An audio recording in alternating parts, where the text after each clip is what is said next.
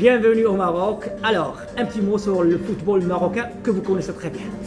Alors le football marocain, je le connais, je dirais, de différentes façons. À la fois, moi j'ai présenté des émissions et j'ai commenté des matchs internationaux. Vous savez qu'il y a une grande communauté marocaine en Belgique et les Marocains sont tous des fans de foot. Donc ils suivaient nos émissions et j'ai toujours eu, dans les rencontres que j'ai faites avec le public marocain, j'ai toujours eu beaucoup de conversations animées autour de leur passion parce que derrière le foot marocain, ils soutiennent aussi le foot belge. Ça c'est une chose. Il ne faut pas oublier qu'un de nos plus grands joueurs s'appelle Marouane Fellaini, originaire, marocain d'origine, et qui nous a fait une Coupe du Monde en Russie exceptionnelle. C'est lui qui nous remet dans le match avec une tête magnifique sur un centre de hasard face au Japon. Alors troisièmement, il y a l'équipe nationale du Maroc. Tous les grands joueurs que vous possédez sont dans les championnats étrangers et ils vont se qualifier, plus que vraisemblablement, pour le Qatar et pourquoi pas nous retrouver face à face, comme ça avait été le cas en 1994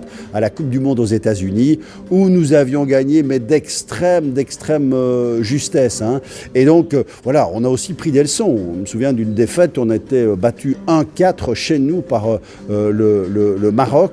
Donc, c'est un pays de foot, c'est un pays où on sent, je suis allé me promener un peu aujourd'hui, j'ai senti qu'entre le Wydad et le Raja, c'est exceptionnel comme passion, que ça soit dans le souk ou à l'entrée de la visite de la grande mosquée. Chacun a choisi son camp, les rouges et blancs d'un côté ou les verts et blancs de l'autre. Ça va être très disputé.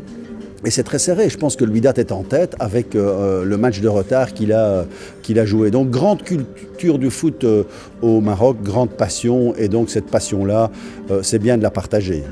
Un mot sur Boussoufa. Alors, Bark Boussoufa, il a vraiment marqué de son empreinte tout son passage au Sporting d'Anderlecht. C'était un tout petit gabarit, mais c'était un orfèvre en football, balle au pied, presque insaisissable. Et c'est lui qui orientait le jeu. C'était, pour nous, on en parle avec nostalgie, parce que c'était la grande époque du Sporting d'Anderlecht. Et Bark Boussoufa a participé à cette grande époque. Un mot pour les entraîneurs marocains qui sont diplômés de l'école belge de football.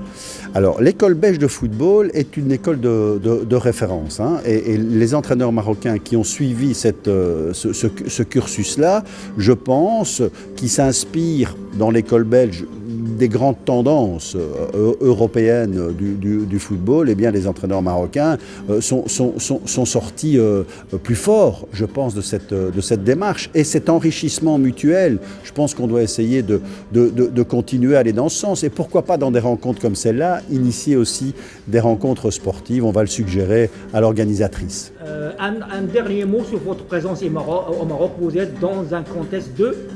Alors, je suis dans un contexte de rencontre d'affaires, un business meeting entre des entrepreneurs belges qui ont envie d'investir au Maroc et qui rencontrent les représentants des différentes structures susceptibles de bien les accueillir au niveau national ou au niveau régional et de faire en sorte que ce lien qui est déjà très fort entre la Belgique et le Maroc soit encore plus fort sur le plan des affaires. Mais c'est pas, vous savez, une bonne rencontre et la réussite d'une rencontre, c'est pas seulement signer un contrat, c'est se faire confiance l'un l'autre et c'est ajouter à cela la valeur humaine, la qualité du rapport humain. Et une soirée comme celle-ci va certainement y contribuer.